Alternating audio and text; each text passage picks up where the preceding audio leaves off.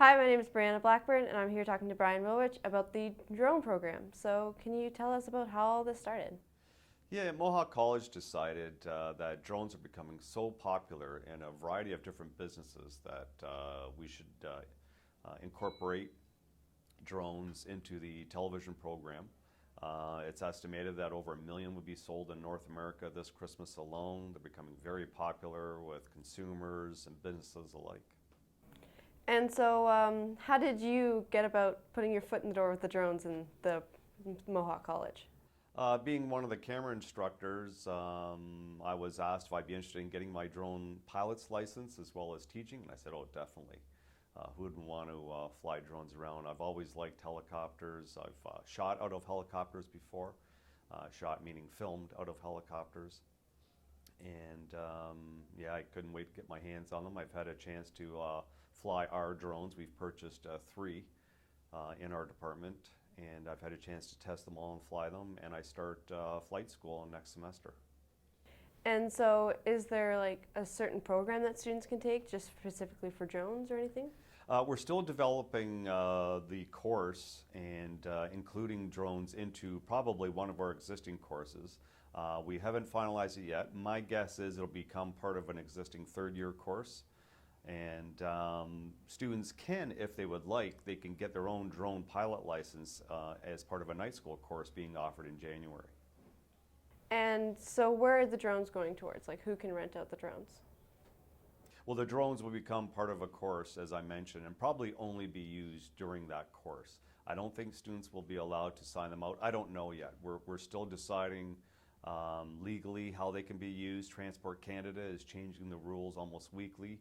We're working closely with Transport Canada to help develop the legislation, and insurance companies are still trying to figure out how to insure businesses and individuals when using drones.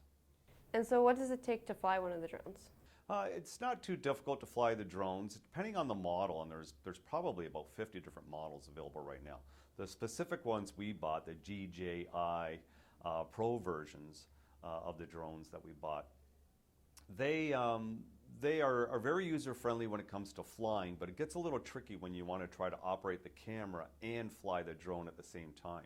You can use your smartphone or a tablet as your viewer, which shows you what the camera sees, but you also have to look up at the drone to see where it's going so you don't hit anything, you don't get too far away and lose the connection signal-wise to actually fly the drone. So it takes a lot of practice. There are a lot of restrictions in society right now in North America. You're not allowed to fly them legally over any crowds, near any parks, near any airports, essentially near anybody. You can fly it on private property as long as you have permission and you have insurance in place. And so, like, what's the requirements to even like fly a drone? Well, legally to fly a drone, you should have your drone pilot's license. But a lot of people will be buying them, as I mentioned, this Christmas and just flying them in their backyard out in the country, maybe even at the local park. So right now the legislation is changing. If you're just doing it as a hobby, you don't need to have a drone pilot license, but if you're doing it for any commercial purposes, if you're being paid to fly it and get some footage, you need to have your drone's pilot license.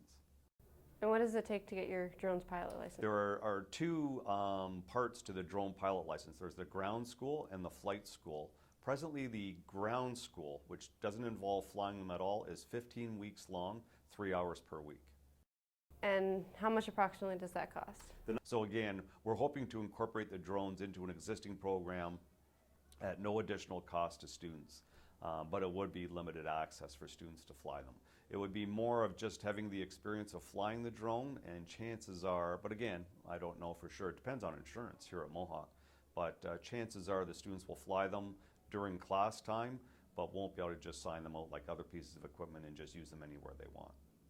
And what do you think for the future-wise for drones? Like, what do you hope that Mohawk incorporates the drones into? Well, drones are going to be a big part of everyday life. Delivery companies like Amazon and Google want to use them for making deliveries, probably not to people's homes, but to outlets. And I think it's important Mohawk incorporates drones. This is the reason why we're one of the first colleges, universities to purchase them. and want to incorporate them into classes. And I think it's going to become a real popular thing. So when do you think approximately we might have a program or a course for drones? Our plan is September 2016 to incorporate drones as part of an existing course. But like I said, come January 2016, students can take a night school course, which is being offered by the actual drone manufacturer themselves. Yeah, the night school is, I believe, $895, thereabouts.